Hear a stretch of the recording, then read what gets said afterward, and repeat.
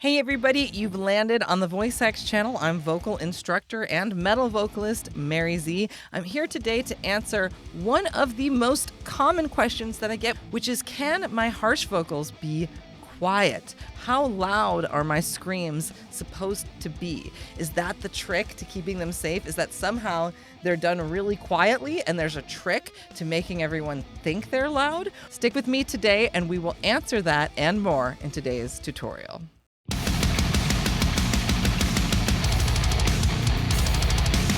A lot of people ask me, can my screams be quiet? Are my harsh vocals supposed to be quiet? Is that what makes it so that it doesn't hurt my voice? And the answer is no, it's called screaming. They're called harsh vocals. When you look at people and their faces, I don't know how you guys think that anybody can do this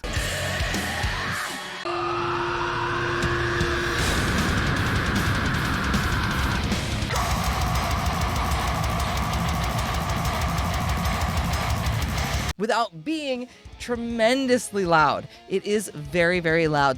So how did this misconception start to come about that you could somehow do screams quietly and still call it a scream? Well, this has to do with the elusive fry screaming. No matter what type of vocals you're doing, whether they're false chord screams, fry screams, or voice with distortion, you need to make them very, very loud. And this is partially due to the nature of the sound that you're making. You're blowing air past tissues to create white noise in most of our distorted sounds, and that does not happen with our vocal cords alone, and you need to do that with air and not with muscles. It's very hard for people to connect to their airflow. Why is this? Fry screaming is a sound that's made, it's a white noise, but part of it is made from compressing our vocal cords together and blowing air between them. It creates a little bit of the white noise in fry scream in that area because it's blowing kind of the surface apart, much like if my lips are like this. And that sound of just the white noise going through the cord closure is in fact very quiet. It sounds like this, and listen to the volume relative to my speaking voice. It's like, oh, very, very, very quiet, but it does sound like a fry scream, like harsh vocals.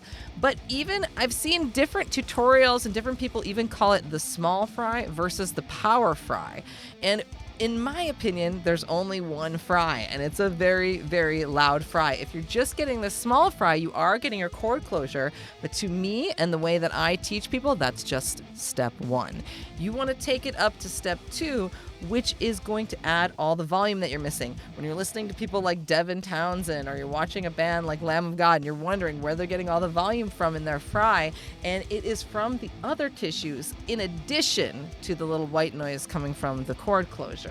So it's also adding the soft palate, the uvula, some vestibular tissues in here. Sometimes we can even flap the false chords a little bit in fry, not quite the way you do it in false chord screaming. But if you get all those additional tissues flapping around on top of your cord closure white noise, you make double the noise, double the volume, and a lot more harmonics as well. And that is our full proper fry, the one we should be striving for. We shouldn't be settling for the small fry. You don't want to settle for the small fry because these people end up cupping the mic and doing other types of things, and you're going to have a lot of gain issues live because you're going to have such a quiet signal. So you want to work towards that bigger scream, and that sounds like this. Yo! It's much, much, much louder. We can even observe here on the DAW how much louder that waveform is than my speaking voice. So it should be extremely loud. I'm not processing this file at all or compressing it, so this is the natural volume that you're hearing. And that's my cord closure plus a number of other tissues flapping around up here. I definitely feel them engaging when they're flapping. Feels tingly as they flap around in there. So if you're having trouble, some of you are sitting there going, well, how do I do that? Well, maybe even start with something like the false chord scream. You can get tissues flapping around right away in the false chord scream, and it gets to loud volume also right away. It does not start small or quiet. And so you get used to the sensation of some of the tissues flapping around and exactly how much air you've got to push through to do that. And it's the same for a big fry. You've got to push all of your air through. So watch tutorials, watch my tutorials on how to breathe for screamers, breathing from the diaphragm. Learn how to do that. That's going to help you push air through and add the air velocity you need to get those tissues going to create a nice, healthy, loud scream. We really shouldn't hold back, because holding back actually kind of helps us clamp up and doesn't help us project and push the air.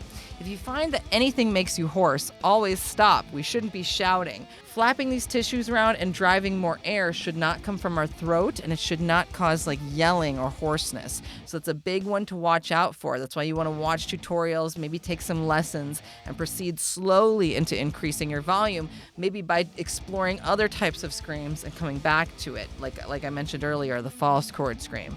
So thanks everybody for checking out today's tutorial. I hope that answers the question that yes, your screams should be loud. Harsh vocals are loud. Okay, if they are quiet, you've got some more work to do.